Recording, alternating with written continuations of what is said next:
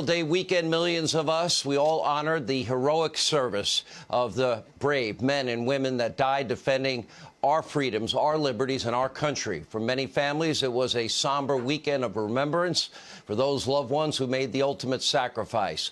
When we do quietly reflect on the blessings that are liberty, that we all kind of usually take for granted, if we're honest, so many people made the ultimate sacrifice for all of us.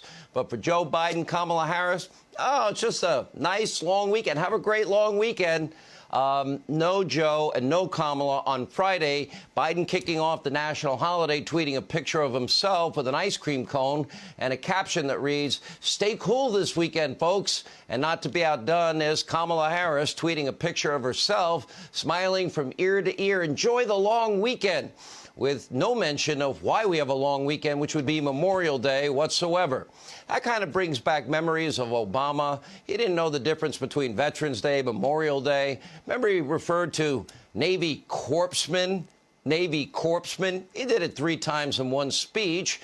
And the DNC, which tweeted out this celebratory Memorial Day picture of Obama with an ice cream cone in 2015, well, we honored our fallen soldiers and then celebrated the long weekend by staying cool at a French restaurant in Washington, D.C. called Les Diplomates. And on Friday, Joe also spoke to our military members in a base in Virginia, but his prepared remarks went off the rails when Joe made more creepy remarks about a very young girl in the audience. Then, of course, he stammered and stumbled and bumbled like he usually does. But, yeah, this was particularly creepy. I'm especially honored to share the stage with Brittany and Jordan and Nathan and Margaret Catherine. I love those barrettes in her hair, man. I tell you what, and look at her. She looks like she's 19 years old, sitting there with her, like a little lady with her legs crossed. Okay, that kind of makes my skin crawl. Don't know about you. If it doesn't, I don't know what will. At least we have improvement. No hair sniffing, no unsolicited back rubs like usual. Meanwhile, Vice President Harris, she had a cringeworthy moment of her own during a commencement address at the U.S. Naval Academy on Friday. She obsessed about green energy, made a woke joke that almost nobody found funny except for her. And then she did what she usually does, starts laughing, somewhat uncontrollably, somewhat uncomfortably. Look.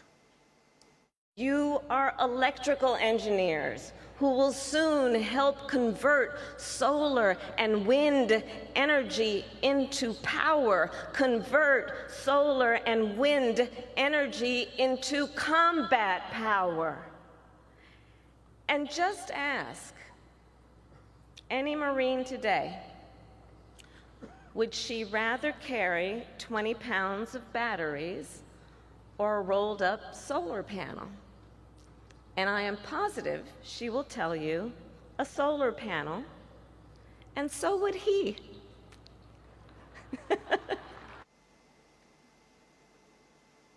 It wasn't funny, and I don't think they got it.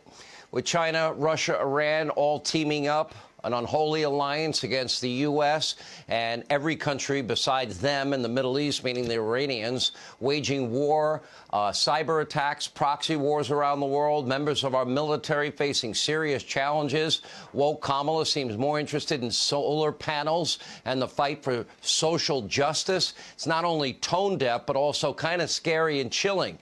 Hostile actors in Russia just pulled off what is a second major cyber attack. First, it was against America's largest oil and gas pipeline system, impacting the entire east coast of the United States. Biden did nothing.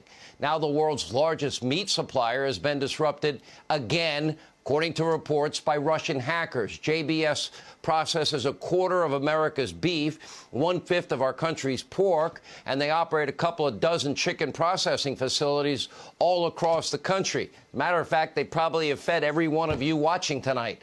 That's not good, and it means that already high meat prices, they're just going to get higher and higher and higher. So, Joe, you're president. What the hell are you going to do to hold the Russians, this hostile regime, this hostile actor, Putin, accountable?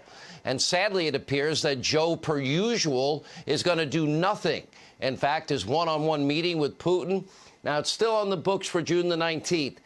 Make no mistake, and let me go on record up here and just lay it out. This summit's a bad idea. Putin will be assessing, and he's not going to see Joe through the prism of the media mob and big tech.